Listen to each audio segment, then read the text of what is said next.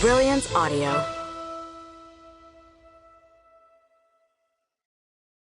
The Third Suitor by Christina Dodd, performed by Karen Cass.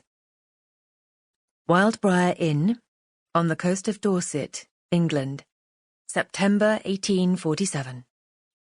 Leaning over the high porch railing, Harry Chamberlain looked down into the flowering shrubbery surrounding his oceanfront cottage and asked, "Young woman, what are you doing down there?"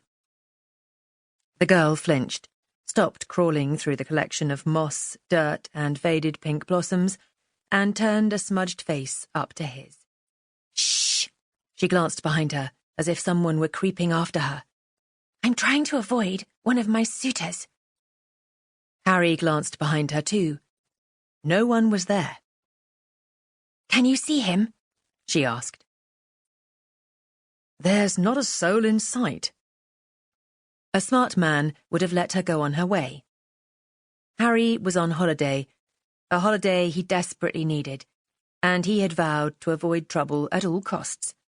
Now a girl of perhaps 18 years, dressed in a modish blue-flowered gown, came crawling through the bushes, armed with nothing more than a ridiculous tail, and he was tempted to help. Such unruliness in his own character surprised him. He was, in truth, Edmund Kennard Henry Chamberlain, Earl of Granville, the owner of a great estate in Somerset, and because of the weight of his responsibilities there, and the additional responsibilities he had taken on, he tended to do his duty without capriciousness. Indeed, it was that trait that had set him 8 years ago to serve England in various countries and capacities. Now he gazed at a female intent on some silliness, and discovered in himself the urge to find out more about her. Perhaps he had at last relaxed from the tension of his last job. Or perhaps she was the relaxation he sought.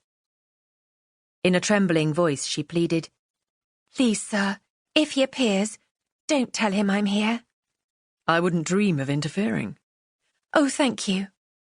A smile transformed that quivering mouth into one that was naturally merry, with soft peach lips and a dimple. "Because I thought that's what you were doing." Harry winced. "A good shot." "I'll be on my way," she whispered, and started to crawl forward. "Warn me if he appears before I am away." Harry nodded and looked around. His cottage afforded him a lovely view of the white sand beach, where waves rolled in eternally, soothingly, blessedly. Chalk cliffs rose on either side of the beach, and there the waves battered the rocks. He could hear the piercing cry of terns as they dove for smelt, and a breeze ruffled his dark hair, carrying the scent of brine and freshness. He wanted to sink back into the porch swing, to stare out at the ocean, to stretch his aching shoulder where the bullet had torn through muscles and bone, and wonder what next he would do with his life.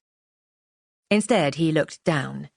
The girl was still there, struggling to unhook her bonnet from one of the stiff, clinging branches. "Take it off," he recommended. "I can't. The ribbon is knotted." She jerked at the bonnet. He heard a ripping sound. Another shower of petals fell off the rhododendrons. Her bonnet dropped in the dirt, and a mass of curly blonde hair tumbled around her shoulders. "Good God," he whispered. When he got back to civilization, away from this backwater inn with its charming guest cottages and its wind-swept cliffs, he would have to do something about his condition. Take a mistress, perhaps, or accede to his mother's wishes and take a wife. Or both. Unaware of his wandering thoughts, the girl picked up the bonnet and stared at it, shaking her head. "Oh dear, Miss Hendrika will be most unhappy about this." He didn't want to ask, but the habits of a lifetime were too strong. "Who is Miss Hendrika?" "She's my chaperone." "Where is Miss Hendrika?" "She's at the inn, finishing her breakfast." "Ah. Aren't chaperones supposed to chaperone?" "She's rather old and a little dotty, and truth to tell, I think my stepmother told her not to bother chaperoning me too closely, in hopes one of the suitors would compromise me." That frank speech settled it. This girl lifted the malaise that had plagued him since he'd been shot, and although he was not dressed to receive guests, he had discarded his jacket and his cravat as soon as he returned from breakfast, she would have to sit with him for at least a little while. Harry descended the steps and reached into the shrubbery, offering his hand. Come up on the porch and explain.